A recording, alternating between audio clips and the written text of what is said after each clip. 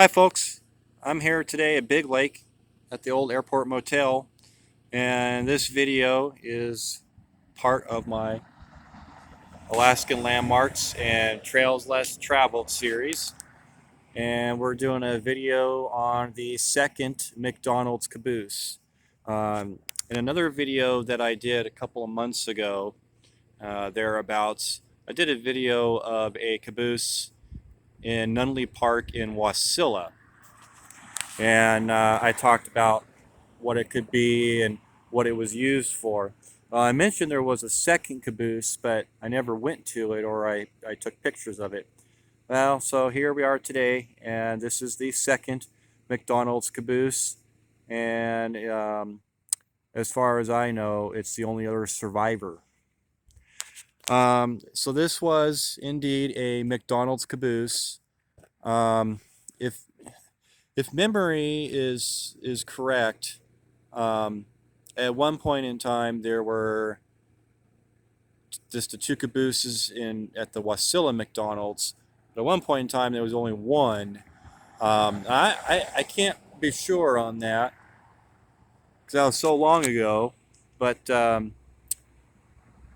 I don't know if this was at Wasilla at its entirety, or if it came from possibly Eagle River or somewhere else. But that's just some old history for later.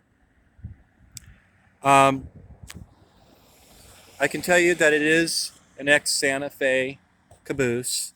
I'll put the what type is in the description of this video for you.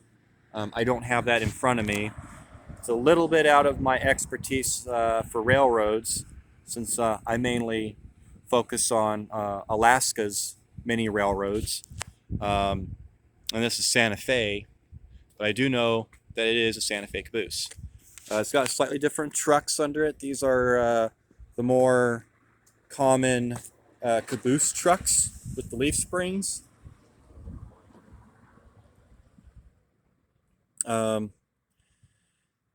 The only thing that I see for a date is April of 1941. Some of the information that I received from a Santa Fe historian, there were various different classes of these cabooses, and some of them were built right around World War II and right after. So we're just gonna take a walk around here. This car has been sitting here since the early 2000s. This is the old Big Lake Motel, Airport Motel, or the Hangar Lounge. I don't know how long this has been closed for, but I know it's been closed for a long time. This car is in a little bit better shape than the Wasilla Railroad caboose. Still has the knuckle platforms and what have you, but it is missing some steps. You have to excuse me on the sound, folks. I'm right next to the road right here. So you can see that when this caboose was put here, this birch tree probably was only, may not even been here yet. I don't know. But it's definitely been here for a while. It's hooked up, I believe it's hooked up to power. There's power cables running around under here. But all in all, it's in fairly decent shape, surprisingly. But most of the brake rigging is gone. So I told you that these cabooses were used by McDonald's, and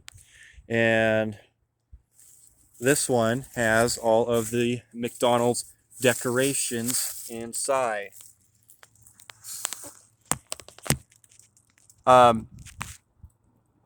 You can't really see inside too well here, and I'm sorry, but I don't want to climb around all over this car. I've been told that the property is for sale and that this caboose is for sale, but just for certain purposes, I'm not going to climb around all over this car.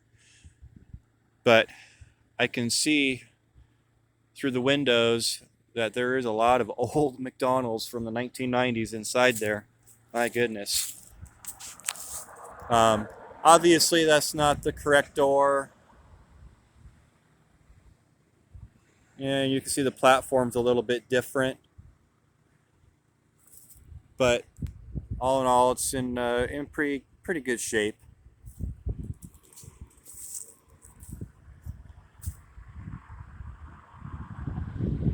Might be able to get you in up there. But yeah, so again, this is a Santa Fe Caboose. It's not an Alaska Railroad caboose. It was never used by the Alaska Railroad.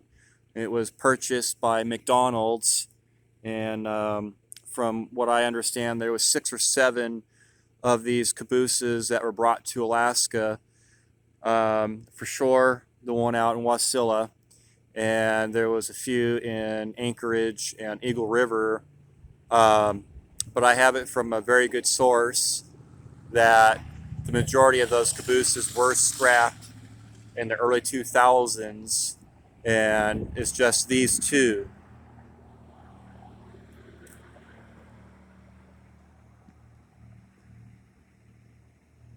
So if you have an old Athearn blue box kit, you know, you could paint this up pretty easy. Anyway, folks, just a little quick video of the second McDonald's caboose, and we're here at the Airport Motel in Eagle River. So y'all have a great Saturday evening, and we'll talk to you soon.